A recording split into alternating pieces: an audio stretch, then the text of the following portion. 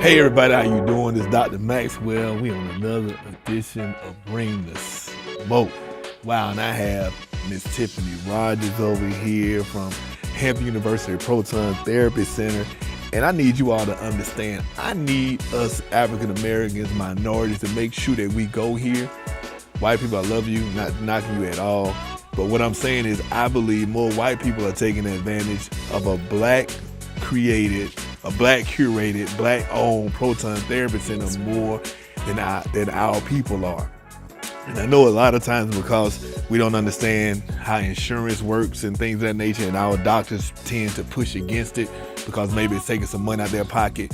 But the Proton Therapy Center, I don't know anyone that I know of that has gone there that has not been healed of their cancer, whether it be prostate or whatnot. I need you all to make sure that you listen to this edition, because this young lady is going to spill the beans. She's going to give you some great information, great nuggets on how you can take care of yourself and exactly what we need to do to make sure that if you or a loved one is dealing with cancer, what steps you need to take without listening 100% to your doctor. It's good to listen to your doctor, but sometimes we need to understand sometimes doctors may curve us or steer us to different avenues according to what type of money they get from what drug companies or what type of treatment. So as always, a lot of times I apologize for making you feel this way, but sometimes the motivation is not your health entirely.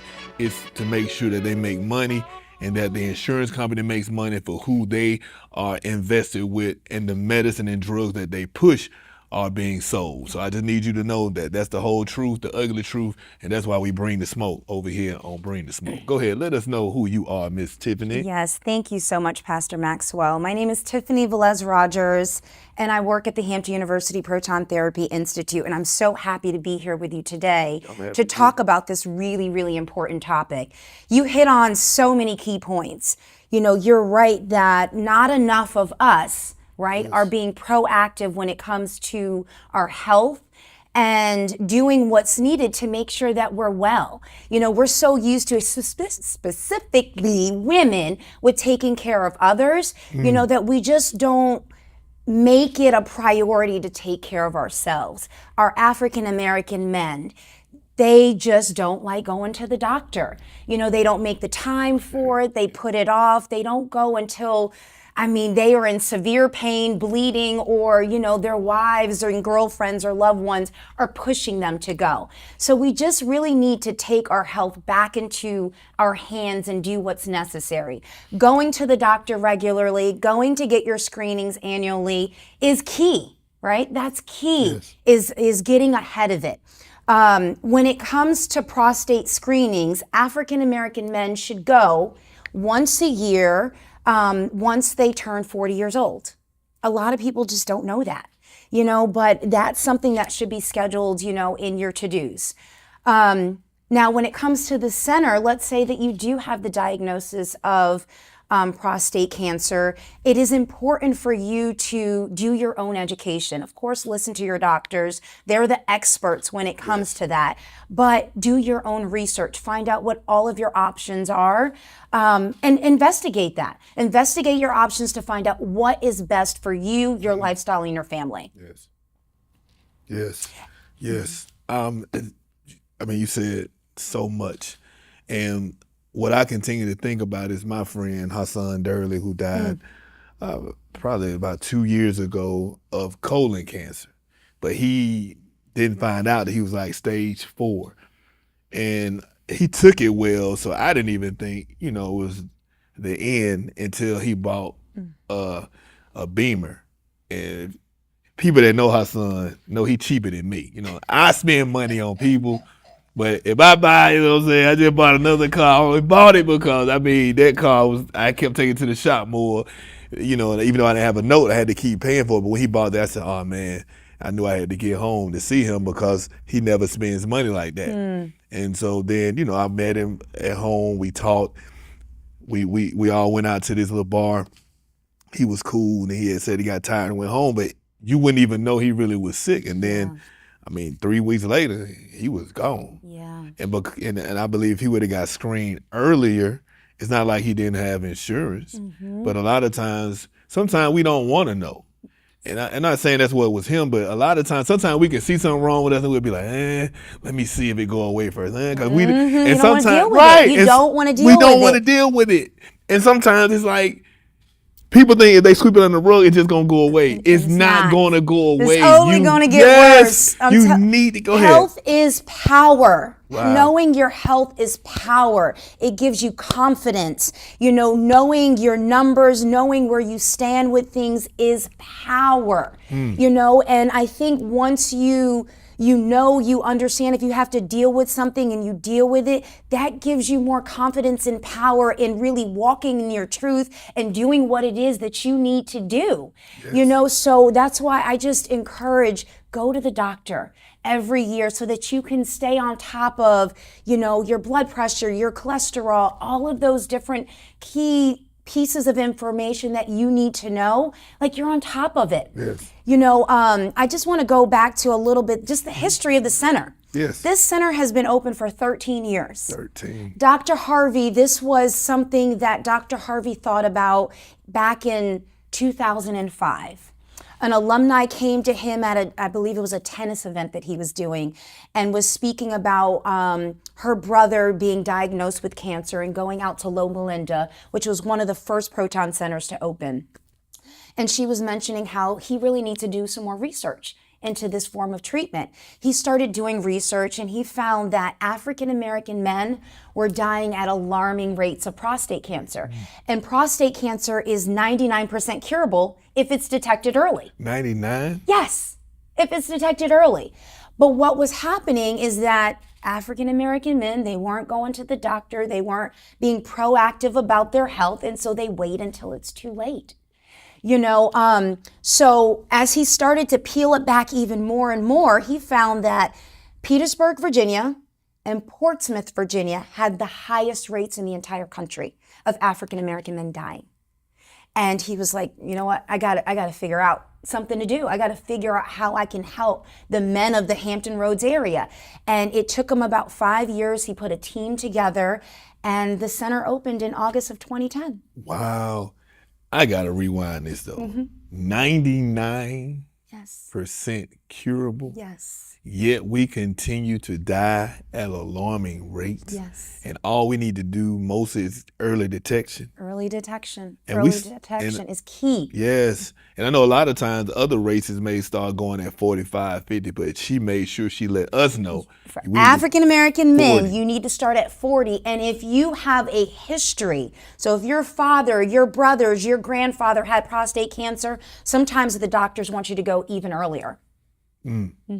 Exactly, because you have to know your history. I ain't even go there. I almost went somewhere else off surgery to talk about your history. Because the doctors are, you know, you gotta know your history. You know how they keep trying to erase our history, but that's a whole nother subject. I know that's right. Yeah, we're gonna bring it back. Yes, we bringing the smoke, but health. and I like the passion that she has, because she said health is power. It is. God said He wishes above all things that you be prosperous and in good health, even as your soul prosper. What?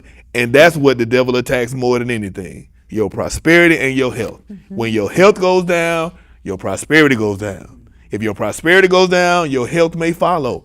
Those two things we have to have under control. And one of the leading reasons of us losing wealth is our health.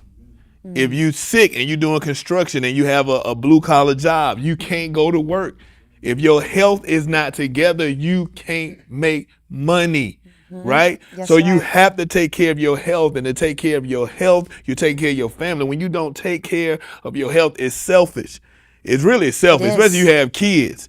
It's selfish if you have a wife. It's selfish, period, because people love you. But especially if you have a family, you need to make sure you get on top of your health. I need you to understand how proactive this woman is, because you need to understand we had an event on August the 19th. They had their proton therapy people out there. They've come to our church with the proton therapy van or whatnot, and they've come out there. They've done health screenings. They've done prostate checks. This is what they do. She takes care of you, right? She takes care of you. And man, look at the candy. Sorry, not trying to be disrespectful. But all I'm saying is, hey, go down to the Proton Therapy Center. You might get to see her. You understand? And she's going to be on September the 16th. Yes. She's going to be at her Proton. Where's the event going to be? So I want to back up just a little bit. I love my black men. I love men, but I love my black men. Yes. I have 2 sons. You heard it here first. I have 2 sons. I do. I love black men. And I feel like since I've started at Hupti, and Dr. Harvey is my mentor, I feel like it is my mission to get the word out about the Proton Center and this beautiful jewel that we have right here in the Hampton Roads area. I feel it is my mission to get the word out that health is power, and so get screened. Get on top of this before it's too late, because we need you. Yes. You know, I need you to be around to be a pastor, to minister to my sons. I need you to be around to, if my son wants to get into, broadcasting, we need you. Yes. I need you guys to be a good representation for my boys. Right? So I'm super passionate about this. But this is our 2nd annual Men's Prostate Health Awareness Fair. We are providing free PSA test and DRE exams. We are partnering with the Hampton Roads Prostate Health Forum, and they'll be providing education on why this is all important. We'll be providing screenings by Centera. So we have the professionals, the experts that are going to be doing all the testing and screens. Yes. We're not shortcutting anything. We are doing exactly what is needed and what you would get anywhere else. Yes. We have lots of other sponsors that are going to be there to provide additional screenings and tests. But I mean, I'm just so passionate, and I want the men in the Hampton Roads area, I want the caregivers in the men's life to push them to come to this event Saturday, September 16, from 9 to 12. You can call 1-800-CENTERA to schedule your appointment for the screening and test. If you don't have time to call, just come on in.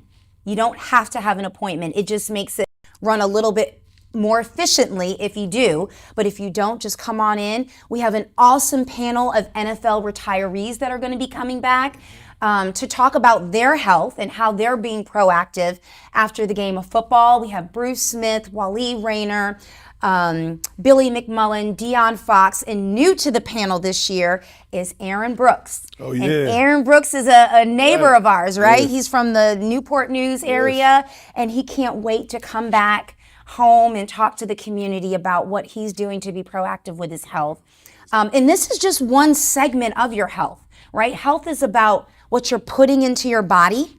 So we're going to have some good nutritional sponsors there to provide vegan, vegetarian. I'm trying to get Pastor Maxwell on the vegetarian bandwagon. At least I left the pork alone. Baby steps. Baby I left steps. the bacon alone. She made me leave the bacon alone. So I used to love my bacon cheeseburger. I was like, man, I'm eating waffles and grits and eggs with no bacon. I had to go look at a pig one day, so I went eat it, because a pig is so ugly. It's like, if I could just go look at one every now and then at the little petting zoo, I won't eat it anyway. So no more bacon. I'm trying to cut down. I messed up though. I did eat some red meat. I was doing good. Here for and like there is fine. 3 days. It's fine. I did 3 days like Jesus. I sacrificed for 3 days, but on the 3rd day, that beef called me. I couldn't stop. Oh God. But seriously though, I'm trying. But no, I haven't had bacon. That's it. And what I learned when she was telling me her diet, I said, man, you sound like Daniel. Not our Daniel. Definitely not him. He's eating pork sandwiches, pork cereal, pork and beans, pork rinds. So it's not Daniel. I'm talking about Daniel in the Bible, right? Okay. So Daniel, I began to look at the diet, and King Nebuchadnezzar, they had a mandate that they ate certain things that was sacrificed to idols. They didn't even care about the food being sacrificed to idols as much, because you look at it, Paul said it don't matter, blah, blah, blah. If it's there, pray over it, blah, blah, blah. We ain't gonna get into all that. But the Bible begins to talk about their diet. And Daniel said, hey, look at us. Let us go 15 days, 10 days, 15 days, and we eat what we eat, and you eat what you eat. And I promise you, we gonna look better than you. And, you know, he put his life on the line. When they ate their fruits and vegetables, that's all they ate, right? Because the Daniel fast, when you look at the Daniel fast, it's his way of life. But when we do the Daniel fast, we only eating fruits and vegetables and water. And that's all he ate. He didn't eat meat. So Daniel chapter 1 laid it out because she began to tell me her diet. Because one day she knows, I'm like, Liz, you look young as I don't know what's I need it. And then she said, I don't eat meat. I'm like, man, could have told me something else. But but seriously though, Daniel begins to give us how the health is. When I got COVID, that's when I started getting back in shape.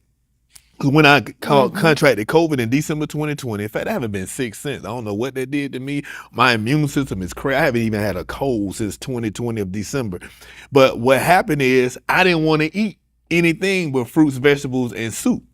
And the funny thing about it is when you get sick, your body won't let you eat anything it shouldn't eat. You have to force yourself, but it's going to come out. You're going to throw it up because your body rejects things that you shouldn't eat. That's right. When you're sick because it's trying to get well. Yes. Right? Yes. And so the thing about it is, why do we force ourselves to eat things that we know we don't eat when we sick? When you sick, you don't want to eat heavy steak, right? When you sick, you don't want bacon. I don't care how hungry you are. I don't care if you slim, fat, or whatever. Your body doesn't want it. Only thing I wanted was fruit and vegetables. I lost like 10, 15 pounds. I got in better shape, started working out like I usually do again. But when I got sick, it made me, because I was isolated, I had to process it. Like, hold on. Because sometimes when you get sick, you still moving. But, you know, I had to stay with everybody. They were like, dude, you cooties. I got the cooties. They had me in my room by myself. When I did the New Year's Eve, remember y'all just had the cameras going. I walked in, priest walked out. They came in, sprayed, sanitized everything. They would treat me like I had leprosy. Unclean. I had to go there saying unclean. But no, seriously though. But my body didn't want any of that stuff. Yes. And so really when I processed, I was like, man, my body doesn't want this. And I started trying to get my diet better. I still would slip up here and then, but the only time I get sluggish is if I eat the heavy meat, if I eat the bacon, if I slip and say, you know what, I'm going to get on this grill and cook some ribs. I don't want those setbacks. So what do? I need us to start eating like we sick, because we eat better when we sick. And the thing about it, she already told us, we don't go to get checked until we real sick. Yep. We need to get checked before we get sick. Yes, exactly. I'm not saying put sickness on your mind, but you need to go. Just pretend that you think you sick and go. Because for some reason, we don't do anything until it's too late. I now eat the way I ate when I had COVID, because when I had COVID, my body only wanted the fruits and vegetables. Now I do slip up every now and then, but at least it's moderation. Yes. But I'm trying to get away from the red meat period. Tell them why they shouldn't eat pork and steak and all that, because we're going to piss off. Don't. I feel the viewers going down. Stay with us. No, stay with us. You know, you made so many fantastic points. You know, fruits and vegetables, they're lively fruit. They're lively foods. And so they just fuel your body differently than like dead meat. You know, that's not giving you the fuel that you need. And there was one key thing that you said when you got sick and you were eating fruits and vegetables, you lost some unnecessary weight that you didn't need on your body, right? And then you started working out. Right? Because the fruits and vegetables gave you fuel and energy to go work out. Then you start working out, and then you start feeling better. You start getting more energy. You start looking better, and it gives you more confidence. It's like a wonderful ripple effect in the right direction. And then you start, you know, everything's, I feel like in my life starts to change when I'm eating better, when I'm working out. I have more energy. I have more confidence to do the things that I need to do. You know, it's very rare that I'm like sluggish or tired or, you know, not feeling that great or sick, like you said. I feel like I hardly ever get sick. And it's because my body is like a machine now. Wow. You know, and I'm just always fueling it with good things. I don't drink soda, I don't drink a whole lot of juice. Like, I put good things in my body because I love me, and I want to be the best version of me that I can be. Somebody gonna say you said meat. You said M-E. I know, I'm trying to make sure. Like, this is my some temple. Fat-minded people, I ain't saying you was fat. Some fat-minded people say meat. And a vegetarian diet or vegan diet might not be for everyone, and that's perfectly fine. You need to do what's best for you, and that's going to fuel you to be the best you. Yes. And I'm not a component for pork at all. And very little red meat, although my boys will eat red meat from time to time. They're growing boys. They love a good, steak salad from Chipotle, and I'll allow them to have that from time to time. But the important thing I like is the way that she said that. What? Chipotle, so that means you don't cook them any steak. No.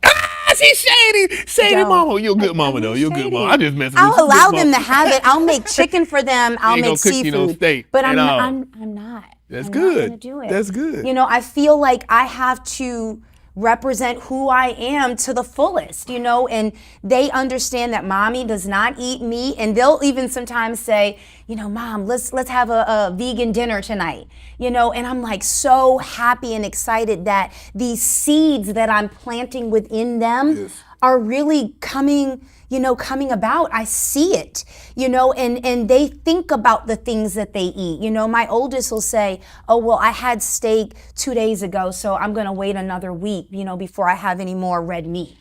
So I'm planting those seeds within him, so that he starts to make changes in his body, because I think sometimes we get so consumed with what society says or what social media says or what things are supposed to look like that we're kind of like living in this falsehood instead of really being true to who we are and the things that we need to do for us to be the best us. We're trying to, if it's birthday time, we assume that we have to celebrate going to a club and drinking, popping bottles and eating steak and all of this stuff, when it doesn't have to be that. You create what it is that you want that's going to be best for you. Yes. So that's just I like that. kind of how. So y'all hear this new Beast Grove. She has a Daniel, not our Daniel. She has a Daniel from the Bible lifestyle when it comes to eating, and it fuels you because I don't want to put her business out there, but she began to heal her own self through ailments that she was going through eating right and doing natural things instead of doing certain medicines. So what I need you to understand is your body wants to naturally heal itself. And a lot of times they push the medicine on you and not the diet on you because they make more money off the medicine on you than the diet. That's right. They'd rather you eat what you want to eat, keep eating them pork chop sandwiches, keep eating those briskets and keep eating all those different things that's not good for you, because they'd rather just give you a pill to wash out some of those ailments, but you still... Then other things start to come about. Right, because you the medicine have other cause conditions and high cholesterol and diabetes and this, that, and the other. And they give you another pill. And then by the time you got more pills, when all you need to do is eat a salad. Let me tell you something. A pig has so much... Man, black people, don't leave me after this show. I ain't gonna lie though, white people eat way more pork than we do. I think that's why Farrakhan them tell them don't eat pork. Cause if you ever hang with white people, they be eating Reuben sandwich. I'm like, man, they got pork chops, salami. Like everything about the pig is on this one sandwich. But anyway, so y'all don't leave me, black and white people. Y'all might actually agree to something that y'all don't like this show I just today. thought about, them big boards? What them big boards called that they like to eat? Yes, and it has the salami and all the that pepperoni. junk. Yes, all and it's that all junk. fancy looking and stuff. But it's just straight unhealthy. Oh God. Listen up though. A pig has so much poison in it. If a rattlesnake bite it, it won't even die. Nope. It won't, because it has so much poison in its body already. Now you get bit by a rattlesnake, we know, and there lies our great friend. No, seriously though.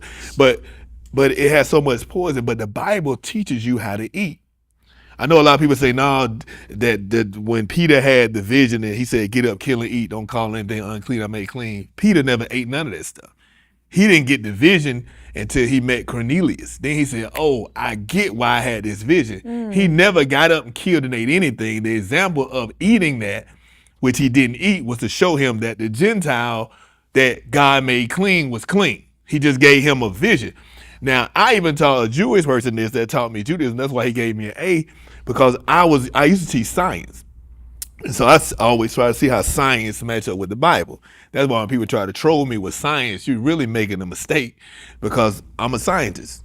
And so the Bible says don't eat fish if it don't have fins and scales, right?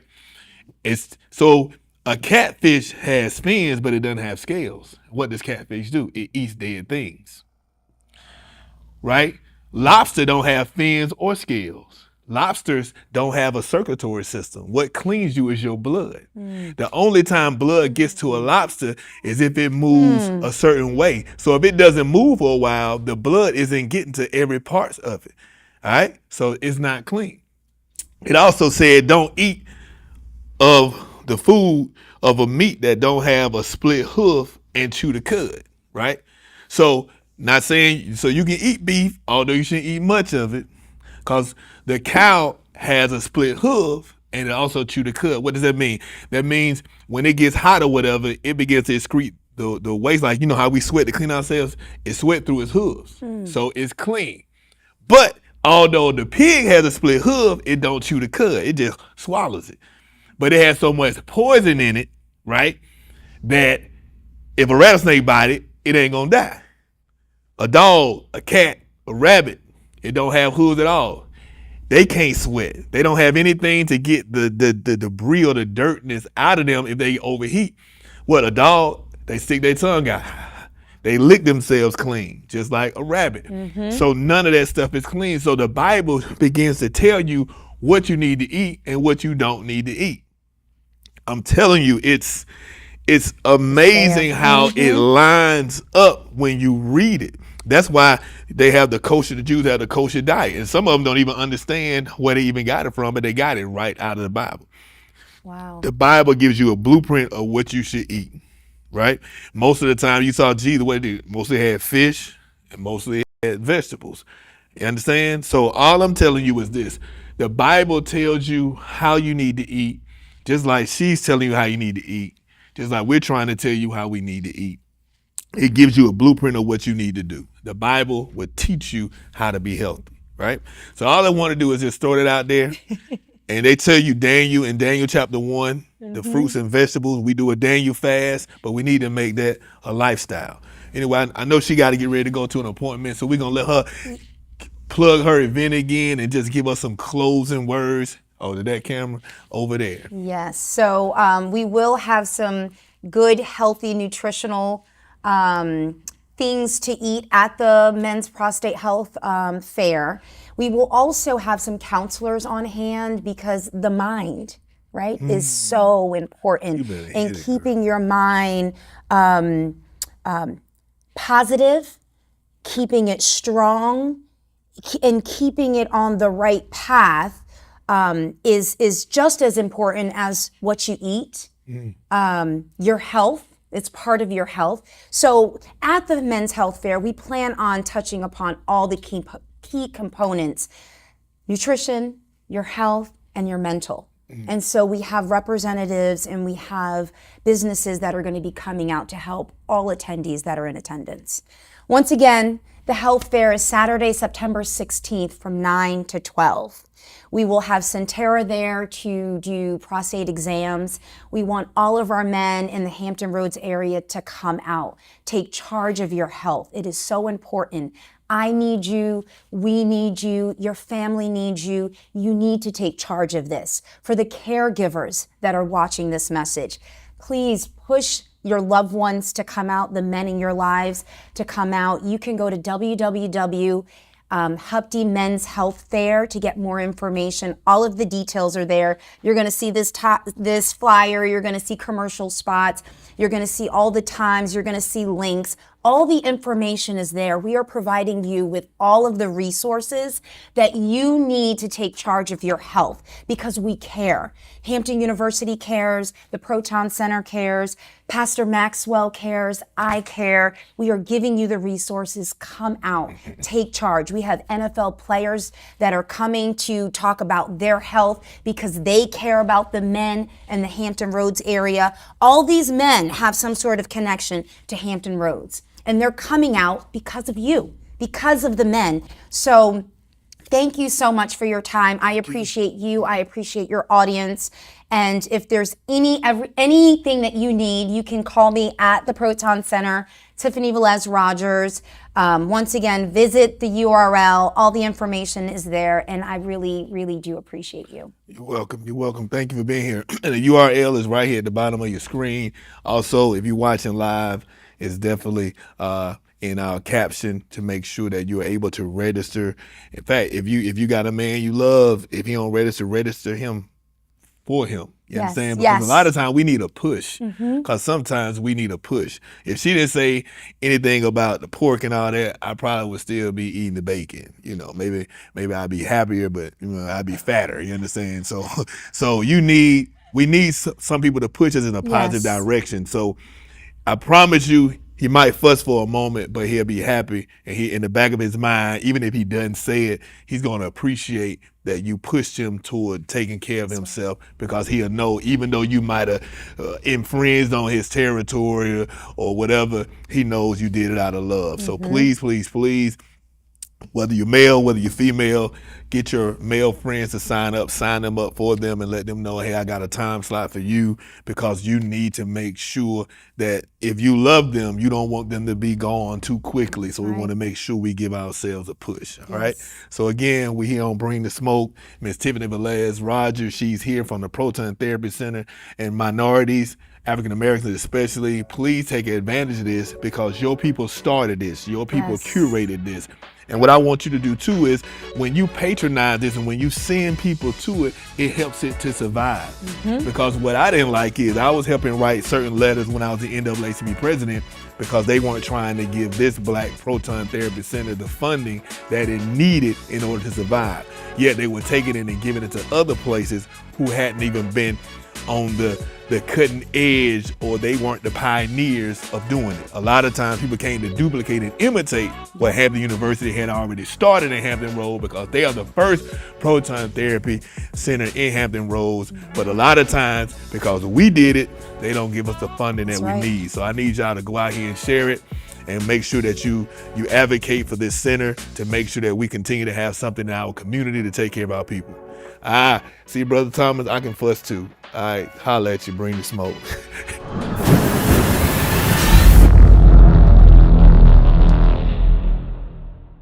Yeah, man, I was just curious, man. What you guys doing on September 16th, man? Hey, listen, we actually got an event down here at the Hampton University Proton Therapy Institute, and we'll be talking about prostate cancer awareness. Me and Wal were down there, a couple of the NFL guys, some Hall of Famers too. So, man, you should come. And I love to get out there, man. What I'll do, I'll reach out to my friends and family and make sure they get out there as well. I need to be screened. Now, you know what? We're not getting younger, man. No, sir. Yes, sir. Let's get it. Hey everybody, how you doing? This book is a book I believe everyone should buy. Not just because I wrote it, but because this book was birthed out of pain. And you learn so much during those painful moments. This is called Leadership Growth, the Power and the Pain. You can't have the power unless you've been through the pain. Bishop Morton wrote the foreword. It's been endorsed as well by our former governor, Terry McAuliffe, and by our Newport News Sheriff Gabriel Morgan. I promise you this book will bless you. Please get it, not just for me, but to bless you. Go to willardmaxwell.org or click on the links below, and I promise you this book will bless you. If you don't just buy it for yourself, buy it for someone else. It's a short read, but it's a powerful read. I've been getting testimonies all across the country, and I promise you it will bless your life.